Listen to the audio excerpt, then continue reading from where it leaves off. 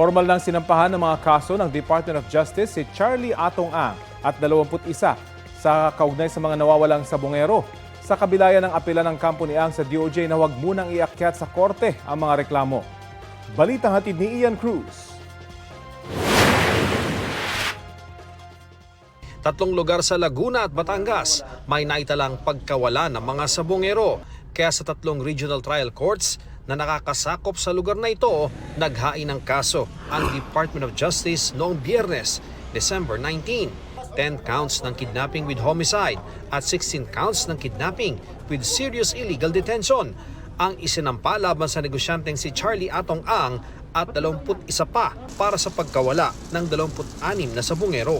Oras na marafol ang mga kaso, may 10 araw ang mga hukom para desisyonan kung may sapat na batayan para kasuhan sina Ang bago maglabas ng warrant sa arrest. Non-bailable ang mga isinampang kaso. Nauna na naghain ng motion for reconsideration sa DOJ ang kampo ni Ang. Ayon sa abogado ni Ang, kailangang isumite ng DOJ ang kompletong file ng mga kaso sa korte.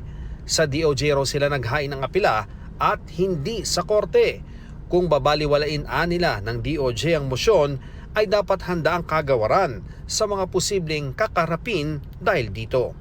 Pero sabi ng DOJ, pwede pa rin silang magsampa ng kaso habang nire-resolba ng DOJ ang kanilang motion for reconsideration. Bukod sa mga isinampang kaso sa Laguna at Batangas, may dinidinig ng mga kasong kidnapping with serious illegal detention sa Manila at San Pablo RTC, kaugnay ng mga nawawalang sabongero. Ian Cruz nagbabalita para sa GMA Integrated News.